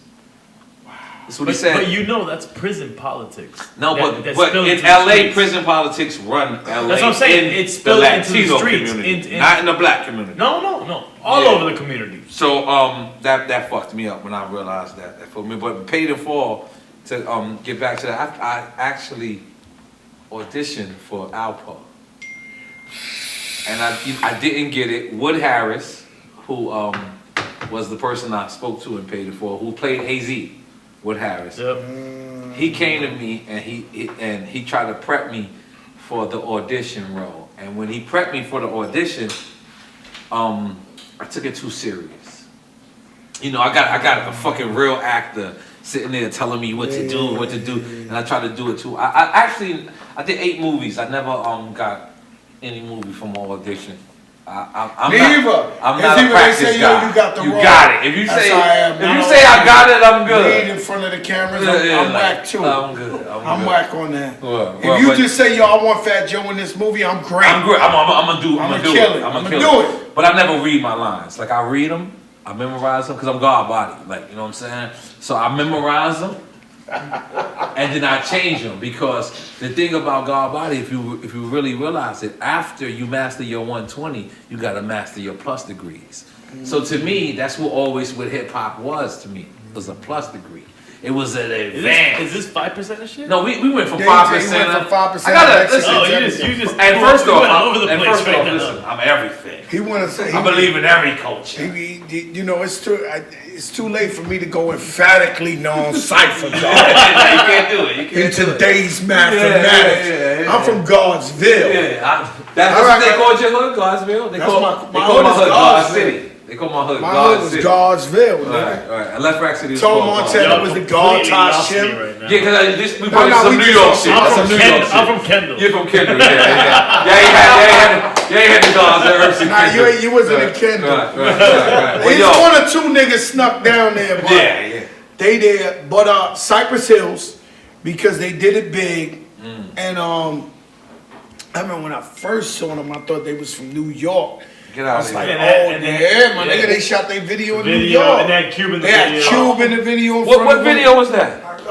Killer Man. And they shot it in front of the Apollo and everything. Everybody was discussing that. Are they from New York? Are they from LA? Where the fuck are they from? Them niggas was like Cypress, like that, and they was in the hood. Like there's Cypress Hill in New York. Just Killer Man. And I was like, oh LA. my god. There's Cypress Hill in both. Cypress Hill's in Queens, no, East New York. So and Q-Tip's in that video too, I think. Wow. My nigga, I thought them niggas was from New York. But I'm not gonna tell you I looked up to them because they was from New York. I'm just telling you, I wanna get high, so high. Them niggas was right, and I don't even get high. Them niggas was rocking, my nigga. Like I ain't even gonna lie. To this day, I probably look up to Cypress Hill still. Because I just feel like they really put it down the way I like it to be put down. And still, no corny shit to this day. No corny shit, no nothing. Just real raps and beats. You gotta say yours, and we gonna wrap it up. In terms of Latino rap? Yeah, I mean, yeah. Well, Cypress Hill's definitely for sure. All right. And Pun, hands down, Pun. Pun. You know, we're gonna end this on this. Well, Pun the best Latino rapper ever lived. I'll tell you right now. I'm gonna tell you nobody close. Real quick, when I heard him on Firewater. Firewater? Yeah, that was my first song. It was me, Raekwon the God, I had an Armageddon, and okay, that's right. That's the first song Pun ever came out. I put that on a mixtape. On your mixtape? On my mixtape. DJ in EFN, Miami, nobody had ever heard it. Let me tell you, nobody had ever heard anything. I put it on a mixtape here in Miami. And I was like, this dude is fucking killing it. Right. I didn't know who he was. The best.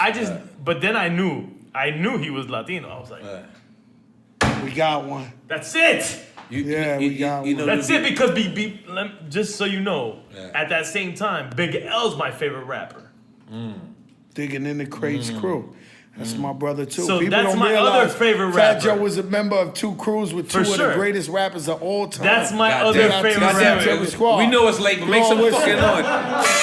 So that's where I'm like, this is it. Yo, we got him. Yo, I've really. It's just almost like Chinks drugs. Los Angeles, and evangelist, and Angeles, like, and Bananas. Oh my God! Like I knew Pun was great. I didn't know he was the greatest until like after his funeral. I remember me standing there and crying at the and God bless the dead. Flex TS was the one who came and grabbed me because I didn't know what to do. Like I just started crying. My mother came to the funeral. Keep it real, I remember that. Without me. My mom said. My mom didn't wait for me to come. My mother went. Yeah. My sister went. Man from the bodega, like the crazy. It was so crazy because the people who came to that funeral, you know, it was like crazy, man. Like it was like people that from our community that never even talked to us was like, you know, they were so proud. Yes. They was showing up, and you was like, yo, it's my school teacher, you know. So I'm sitting there crying, and I walk by, and my school teacher come and grab me and like, yo, be strong, this, that. Like, we touched so many niggas in that hood. It was crazy.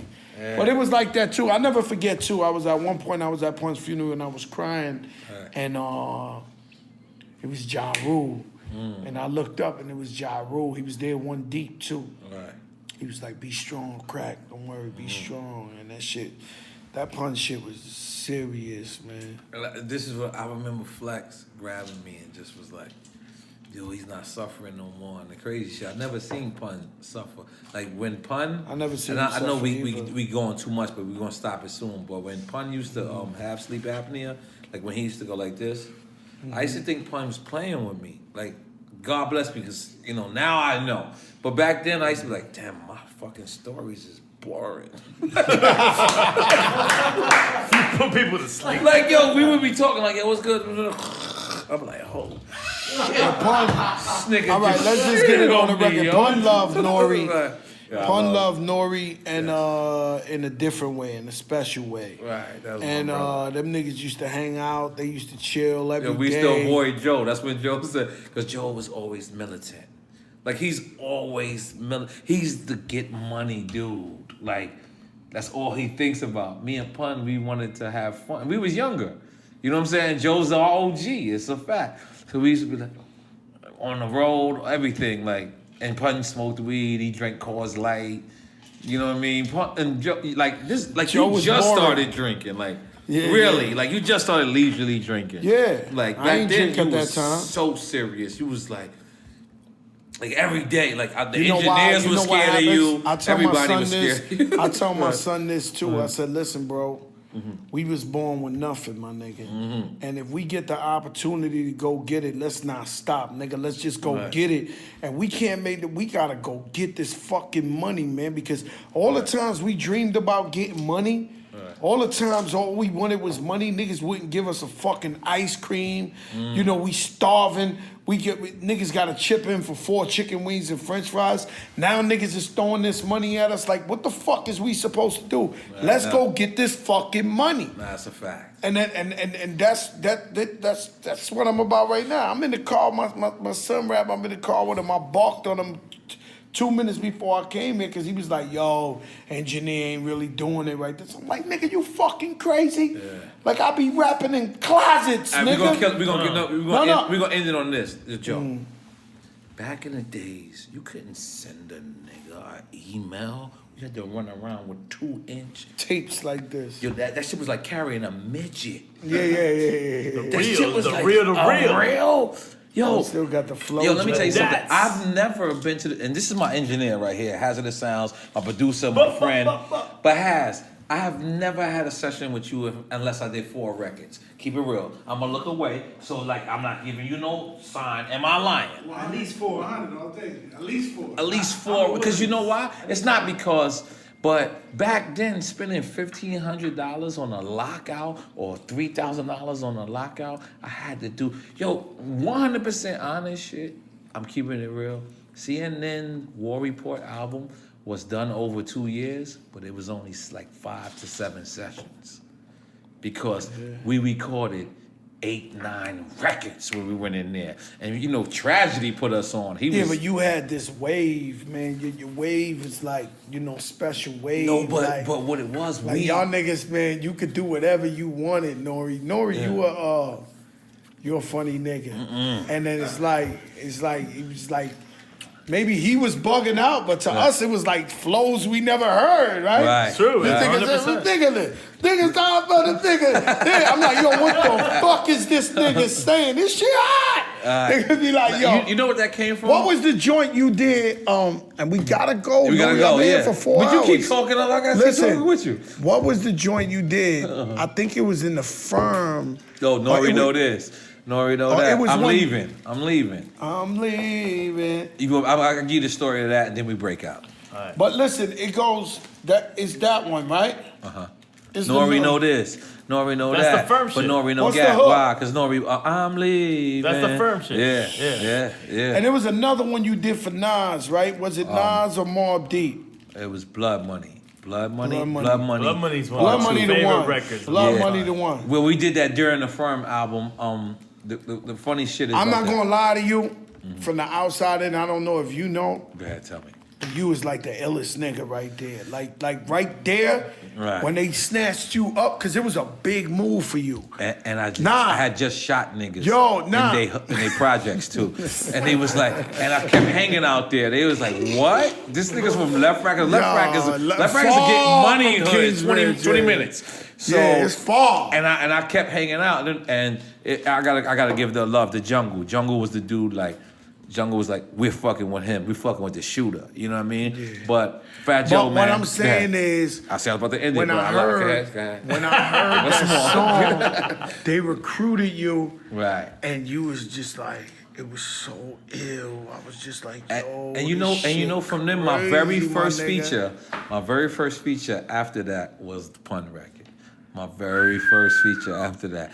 I mean, Pun. But you and Pun, you know Pun's first words he ever said to me? What he said? He said, because it was in the session. This is the first words you ever said to me. You going long. You said, this is the first words you ever said to me. You said, y'all CNN, huh? He walked in, it's Unique Studios. It's Unique Studios. Nigga walks in, boom, and then Pun walks in. He goes, y'all CNN, huh? I'm like, he said, which one of y'all niggas got shot? And then Pone raised his hand. And then y'all start comparing gunshot wounds and shit. I was like, this is very awkward. Pone shows his shit, and then he goes, which one of y'all is Puerto Rican? And I raised my hand. And this is 100% facts. I was just like, because I never met these niggas. I love this nigga, but I don't want him to think I'm a sucker. He just walked in my studio session. Clue told you to walk over, right? Buck Wild is doing a beat. Maybe be Buck Wild. And then Pun goes to me. He goes, yo, you Puerto Rican? And I go, yeah. He goes, so wipe the ice grill off, Papa. Because we're going to be friends. And from that moment, yo, the nigga made me laugh. From that moment, I was racist from that moment. Like, it was That's awesome. Some of the best people I ever met, man. Joe, I really appreciate you. Oh, you have never left me, you know. You've always been there for me. I want to shout out the guard Raekwon. And K. But just and know, K is his birthday. K is his birthday. Happy birthday, my brother. Right. But Raekwon the chef. So, before you leave. Top 5 friends, top 3 friends in hip-hop ever. You don't got the Purple Tape Raekwon. sneakers. They jerked me. So I have one up on you. He called me first. I was out of town. I said, nah, I'll go get him, and I never got him, but I really need him. So I have one up on you. Yeah, you got one up on me. I sent you. But he gonna give me one. Yeah, I know, but for now. Can I say something? Yes. So I'm an underground rapper. I'm with Digging in the Crates. Mm-hmm. I'm like on my second album. I'm on my first album. I came out same time as Wu-Tang. And I remember I was getting like $300 a show. I ain't know how they made money because it was 15 niggas for $300 a show. Right? I'm sure Ray got them stories for me, right? I'm like, damn, I start counting 13 niggas and shit. Like, these niggas must have got $15. Like, right? Shit fucked up, right? And then I remember Wu just super blew. And I wasn't big yet, and I remember anytime I would call Raekwon, and this nigga's like 4 platinum, I'd be like, yo, Ray, I need you on the song tonight, like Firewater. 10 minutes later, that nigga was in there. No funny style, kept the 10,000 with me. I remember one time I was in, Ray don't even remember this, y'all don't remember this, but I was in Staten Island, I had a show. I remember you had a studio in Staten Island. Yeah, we had the Mystic studio in Studios. Staten Island, but no, one time I had a show in the hood, early on, and I got into some shit with the Staten Island niggas. Like, it was about to pop off crazy. Like, yo, fuck y'all talking about, niggas ready to pop off. And the guard Raekwon was like, yo, it's my motherfucking brother, man. That shit ain't going down here, son. That shit, he talking that Wu-Tang shit. Niggas calm down ASAP, nigga. Fuck that, car. That shit ain't going down here, nigga. Like, you know what I'm saying? But it was like, you know, so like N.O.R.E, I'm gonna say top 5. because I got friends. You know what I'm saying? But I got you, top 5 brothers, my brothers that I love. This has always kept it real with me. Top 5 friends. You and Raekwon is in my top 5 friends. Right. Both of y'all in my brothers. You know what I mean? Like, not rappers. Love you, This not is, rappers. Yes. Nothing to do with that. Just like you're my brothers. You could call me at any time. Ray call me at any time. It is what it is. If we never rapped and we knew each other from the block, we would still be brothers. So you know, Raekwon is in that category, and trust me, it ain't too many niggas in that category. Yeah, not for me neither. Not for me neither. You know? But, thank you, man. I always count on you, man. I want to say one more story. I like but it's your okay. T-shirt. Oh yeah, my shit is I like old it a school, lot. right? I like it a lot. This is hip hop. Let me check I your love sneakers it. out. Nah, What I are got those? Tim's. You try to stun on me with the Wait, hold on. What are those? Hold on. What are those? These are just Tim's. I've never seen those. Those is navy blue. Oh my God. 3/4. Yo, I ain't gonna lie. Yo, listen, it doesn't matter because he'll never give me his sneaker connect. He'll give me everything else in the world, but the sneaker connect doesn't happen. Fat Joe, thank you for joining Drink Cat. Drink interview. Hold on. Yeah. To put him on the interview, whoever it is. We do that.